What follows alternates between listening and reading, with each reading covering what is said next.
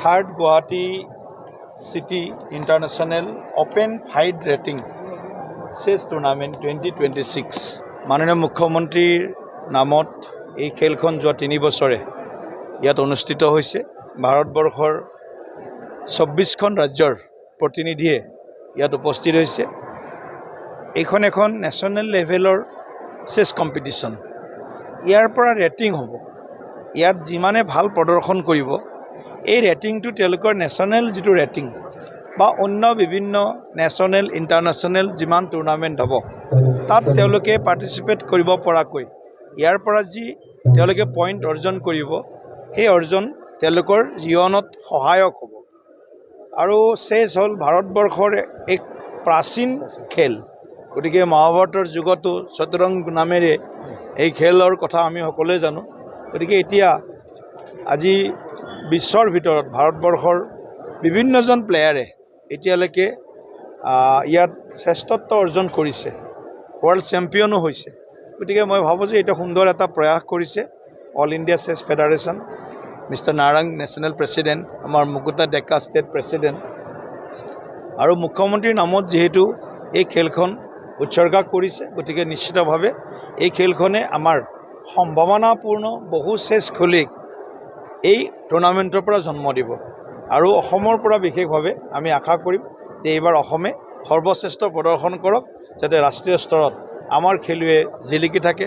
প্ৰথমবাৰ অসম আৰু উত্তৰ পূৰ্বাঞ্চলৰ মাষ্টাৰ্ছ 2 প্ৰথমগৰাকী ব্যক্তি চিলেক্ট দিছে মায়ংক চক্ৰৱৰ্তী।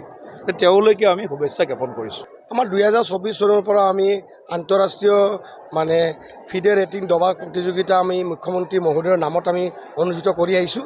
এইখন আমাৰ তৃতীয় মুখ্যমন্ত্ৰী কাপ।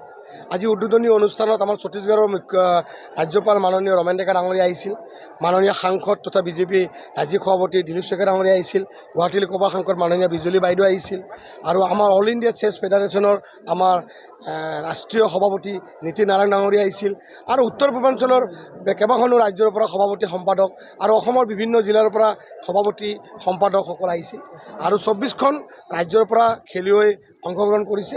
সঁচাকৈ গোটেই ভাৰতবৰ্ষ আজি অসমত গুৱাহাটীত আহি পাইছে। আমি ভাবোঁ যে অসমৰ পৰা দুজন আমি ইণ্টাৰনেশ্যনেল মাষ্টাৰ পাইছোঁ। আমি এই ইণ্টাৰনেশ্যনেল মাষ্টাৰজনক আমাৰ ৰাষ্ট্ৰীয় সভাপতিয়ে কৈছে যে আমি তেওঁলোকক কেনেকৈ গ্ৰেণ্ড মাষ্টাৰ পাব পাৰি, যি এফৰ্ট দিব লাগে সেইখিনি যোৱাকালি আমাৰ সভা হৈ গ'ল উত্তৰ পূৰ্বাঞ্চলৰ। আমি বহিছিলোঁ ৰাষ্ট্ৰীয় সভাপতিৰ লগত, গোটেইখিনি ক'লে। আৰু মাননীয় মুখ্যমন্ত্ৰী মহোদয়ে ইতিমধ্যে মায়ংক চক্ৰৱৰ্তী 5 লাখ টকা দিছে, নীতিন নাৰায়ণ ডাঙৰীয়াও সহায় কৰিছে। আৰু আমি ভাবোঁ যে এনেকুৱা ধৰণৰ আন্তঃৰাষ্ট্ৰীয় খেল অনুষ্ঠিত কৰি আমি অসম তথা উত্তৰ পূৰ্বাঞ্চলত গ্ৰেণ্ড মাষ্টাৰ আৰু আমি ইণ্টাৰনেশ্যনেল মাষ্টাৰ যেন পাবলৈ সক্ষম হওঁ। আৰু নৱেম্বৰ ডিচেম্বৰৰ ভিতৰত আমাৰ গ্ৰেণ্ড মাষ্টাৰ টুৰ্ণামেণ্ট আয়োজন কৰিম।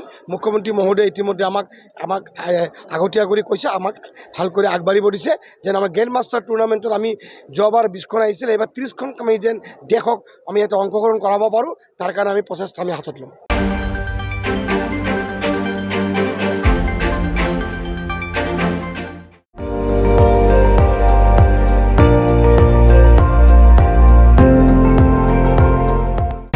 আপুনি চাই আছে ND24, সৰ্বশ্ৰেষ্ঠ নহয় সৰ্বোত্তমৰ দৌৰ।